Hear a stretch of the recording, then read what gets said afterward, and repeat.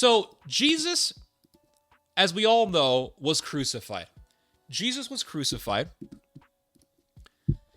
And what happened? There's a trial of Christ. Right? They arrest him in the Garden of Gethsemane. They bring him to trial. And Pilate is saying what? Pilate is saying, I see no fault in this man. There is no fault in this man. I see no purpose to put this man to death.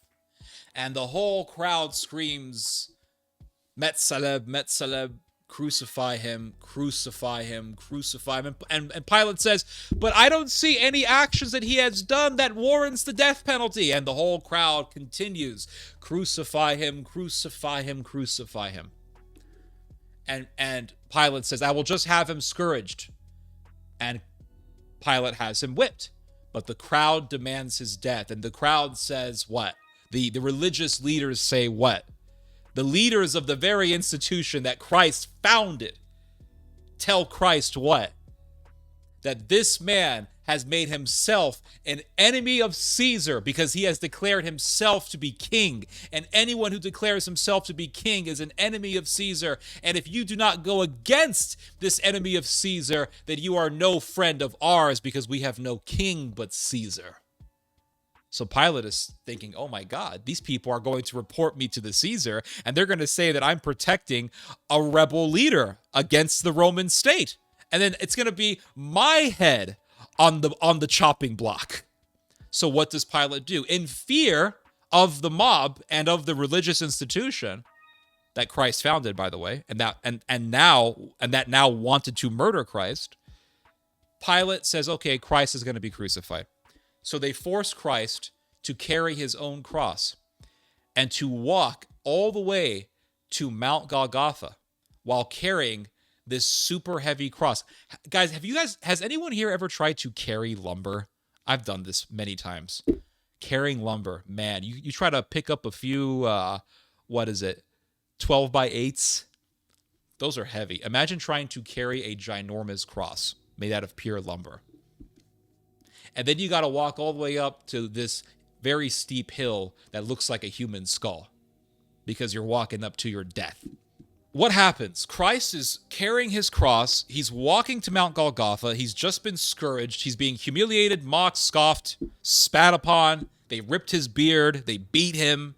He is in the lowest level that a man can be. Utter humiliation. And as he's carrying the cross, there are a group of women who love him, and they're weeping for him. And Jesus looks at the women and he says, this is amazing. This is amazing, guys. It's so, oh my God.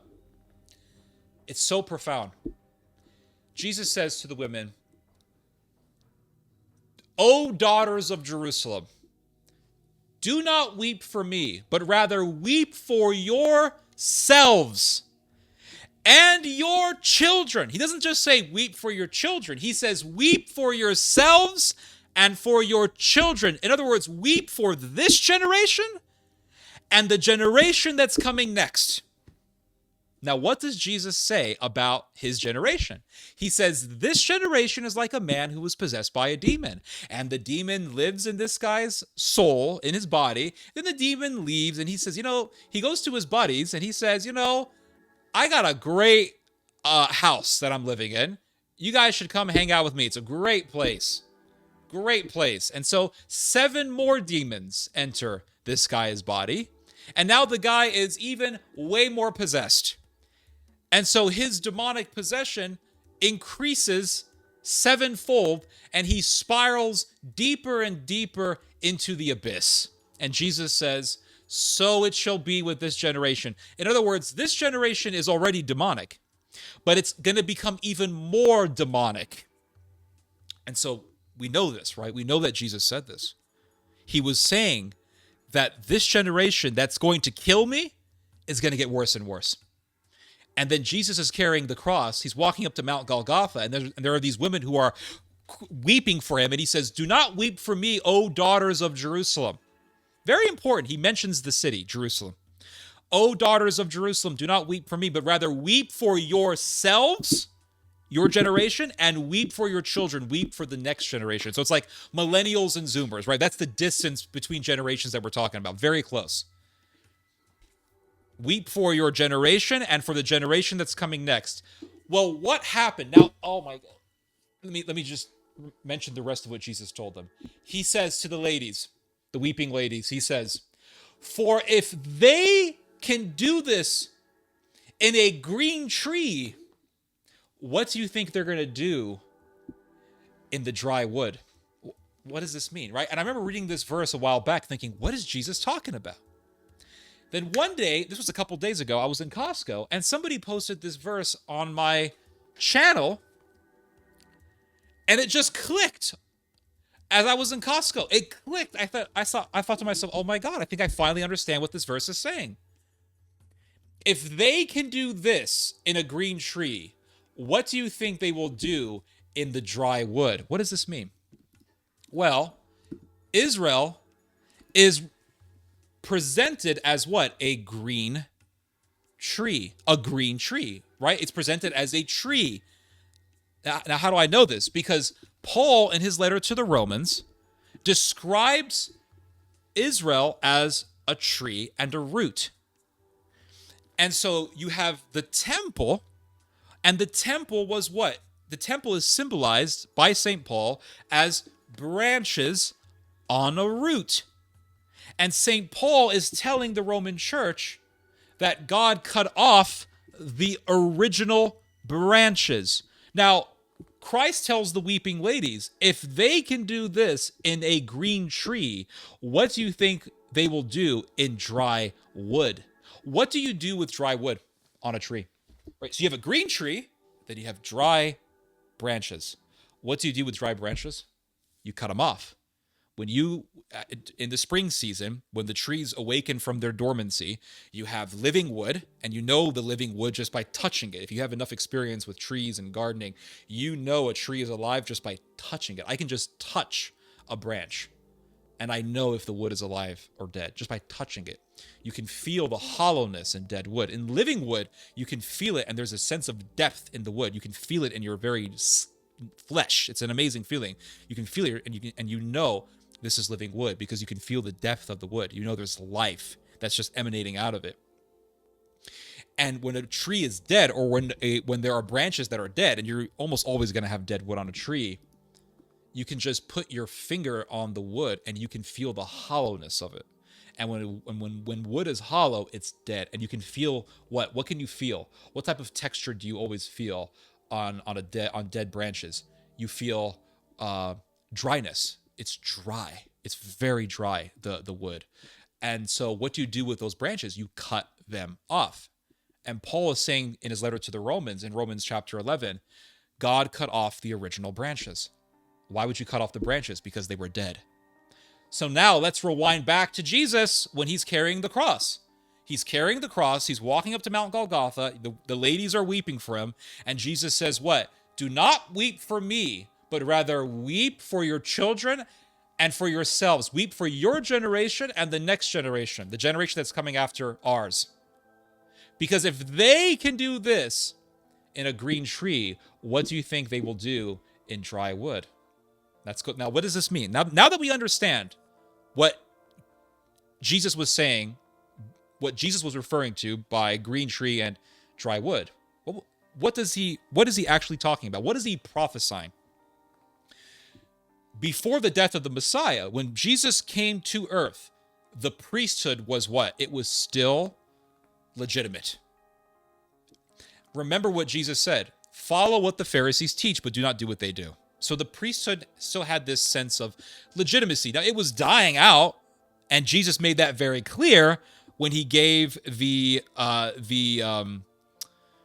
parable of the vineyard. He says that you have a vineyard, you have the tenants who are living on the vineyard, you have the master of the vineyard. The tenants are evil. They murder the son of the master of the vineyard. So therefore, the master of the vineyard destroys the wicked tenants. And the wicked tenants are who? The wicked tenants are the priests. And so Jesus, when he was on earth, he was telling the priests, your days are numbered. Your priesthood is going to end. So, but the tree was still alive, right? The branches were still alive, but they were dying and they were getting very close to death. And when did the branches die? When did the green tree become dry wood? After the death of the Messiah. And so Jesus was saying, if they can do this in a green tree, in other words, if they can kill their own Messiah when the tree is still green, what is going to happen when the tree becomes dead wood?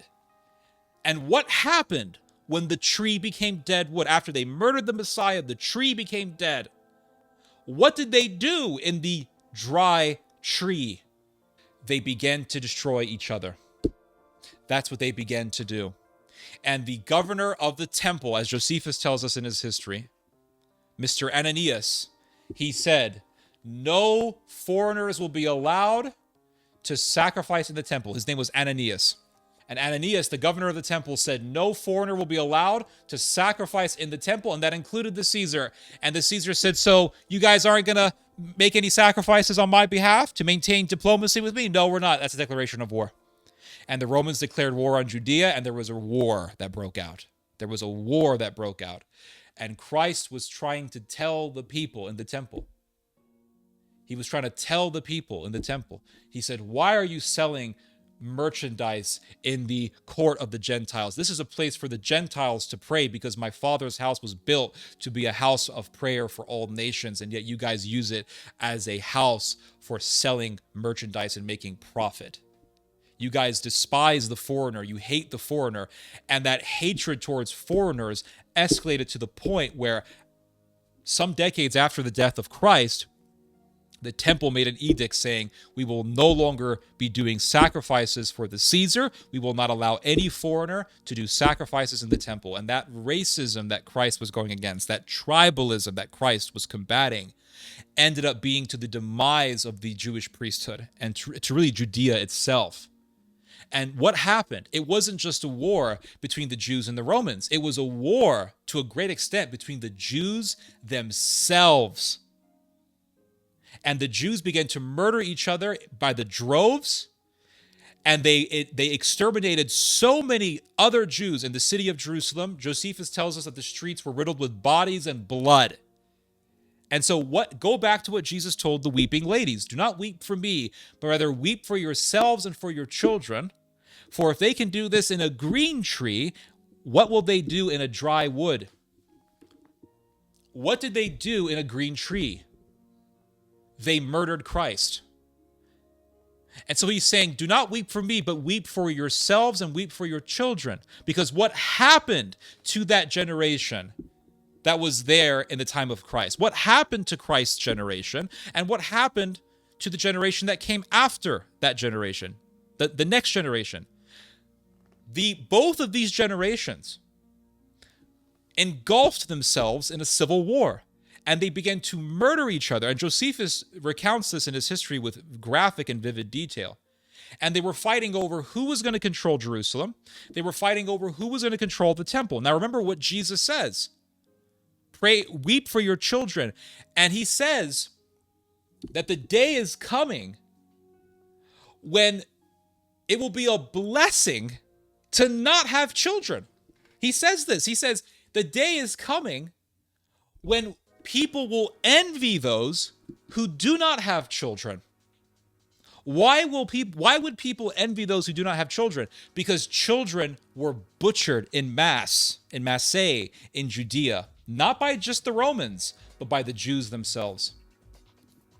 And there is a story in Josephus's history where because there was so much poverty and so much starvation in Judea during the Judean revolt. And do you know why there was so much poverty and starvation? Do you know why? It wasn't because of the Romans. It was because the Judeans were so factious. They had all these different Judean factions that hated each other so much that they destroyed, the Jewish factions destroyed all of the granaries in Judea. Yeah, they did. They destroyed, not in Judea, in Jerusalem. They destroyed all the granaries in Jerusalem. So there was massive starvation, all in the name of power, all in the name of trying to control the temple. They destroyed all the granaries, and so there was massive starvation. And there was so much starvation that Jewish mothers were taking their own babies and baking them in ovens to eat the flesh of their own babies. Let's go back to the prophecy of Jesus. He says he says that the day is coming when we will envy, that when people will envy women who do not have children, because those women who are going to have children are going to end up cannibalizing their own. And there was a story that's recounted by Josephus in which two thieves broke into a woman's house to rob her. And it's like a horror movie. They walk into the house and they see this woman who looks crazy. And she pulls this tray out of her oven and she says, "I just made supper." And she presents to them the tray. And they say, Josephus tells us that they could see on this tray this little infant with charbroiled flesh, barbecued flesh. And she says, "I just cooked my baby to eat it. Do you want some?" And the two thieves were so horrified that they ran away. And Josephus tells us that this was not a mere isolated incident, but rather it was happening throughout Jerusalem.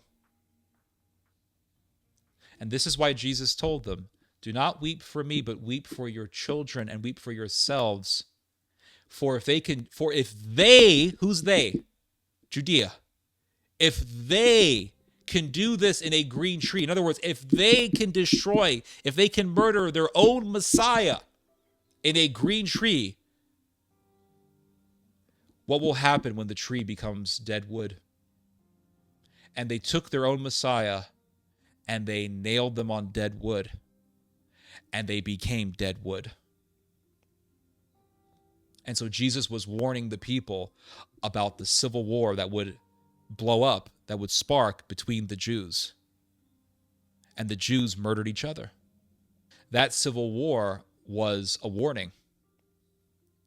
If you make yourself at war with God, if you declare war on God, even if you are the very people chosen by God, even if you are the very institution founded by Christ, destruction is nigh. And so you go to the Roman church, engulfed in what? Sodom, covering up for child predators, the worst of the worst. And yes, the Roman Catholic Church was established by Christ, but so was the temple. And so Paul is saying, if God can cut off the original branches, do not think that God will not cut you off.